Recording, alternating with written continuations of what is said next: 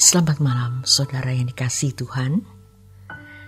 Senang bisa kembali hadir bersama saya Yohana Ibrahim dalam renungan malam dari Pendeta Dr. Erastus Sabdono. Kali ini dengan tema hal-hal sederhana. Entah kita sadar atau tidak, bisa menerima atau tidak, sebenarnya kehidupan yang kita jalani saat ini merupakan hasil dari rangkaian keputusan yang pernah kita ambil di masa lalu. Sayangnya, kita tidak bisa kembali ke masa lalu untuk memperbaiki semua keputusan keliru yang pernah kita alami.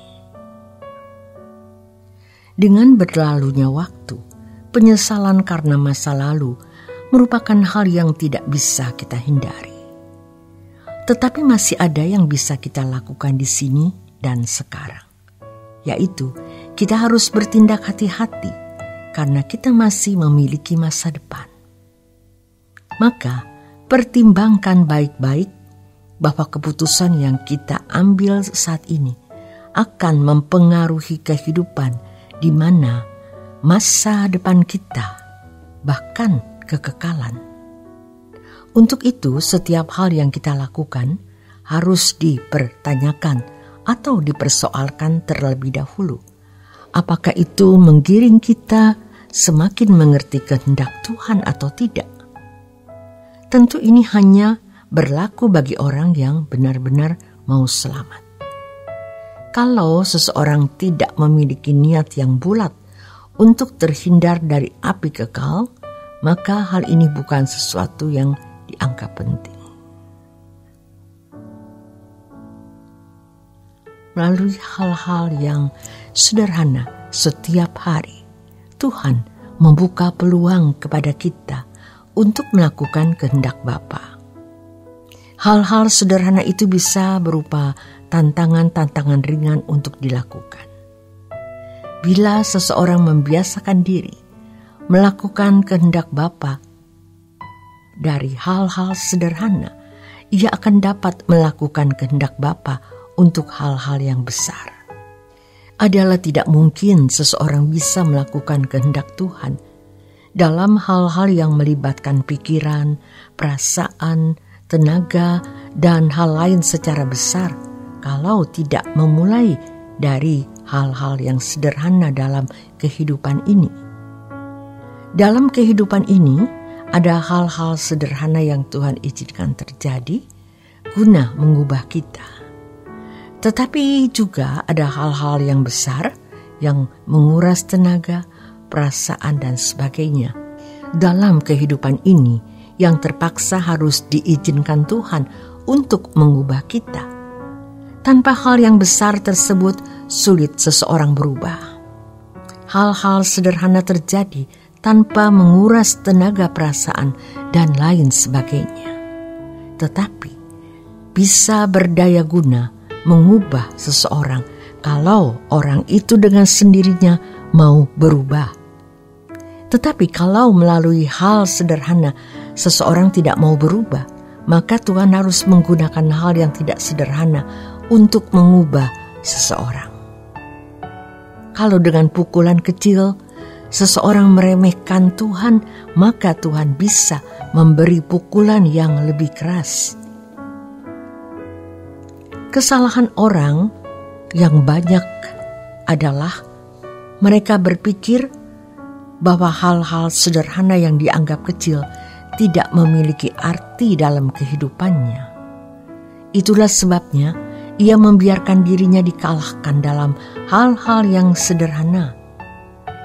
Yang dimaksud dengan hal-hal sederhana, misalnya tidak memberi kesempatan mobil yang sedang buru-buru melintas, sikap kita sewaktu antri lift atau di toilet, tidak jujur berkenaan dengan uang kecil, canda-canda yang tidak kudus, dan lain sebagainya.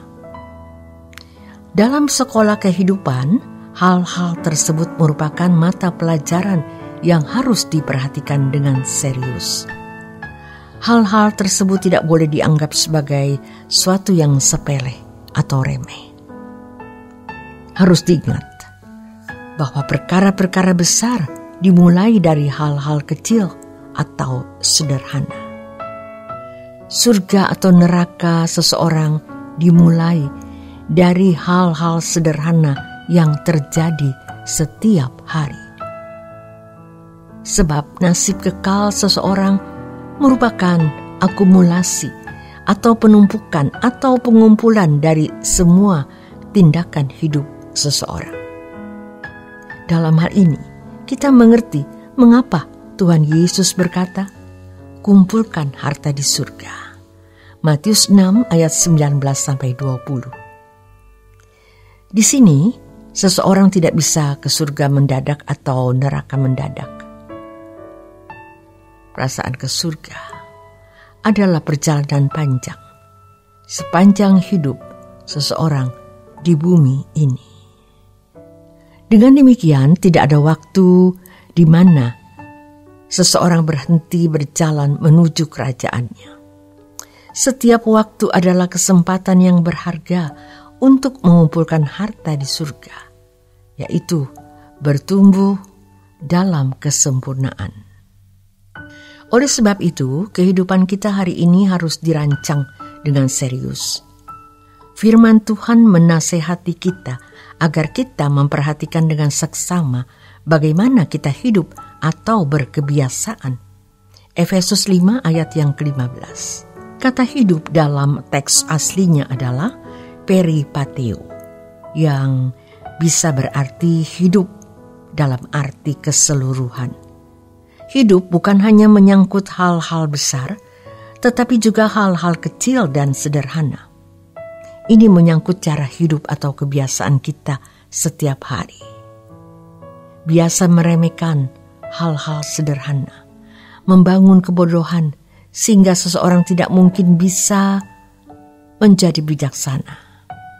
Kata memperhatikan dalam bahasa aslinya dari kata akribo. Selain berarti exactly, dengan tepat atau cermat, tetapi juga berarti dengan hati-hati, dengan rajin, perfect atau sempurna. Sejatinya keputusan-keputusan besar yang menyangkut nasib kekal kita dimulai dari keputusan kecil yang kelihatannya tidak beresiko besar. Jangan sampai kita ceroboh sehingga menimbulkan penyesalan yang tidak akan bisa diperbaiki di akhir hidup kita. Maka setialah dalam perkara kecil, teliti hidup kita dari detik ke detik. Kesalahan banyak orang adalah mereka pikir bahwa hal-hal sederhana yang dianggap kecil tidak memiliki arti dalam kehidupannya. Demikian renungan malam untuk malam hari ini. Selamat beristirahat. Tuhan Yesus memberkati.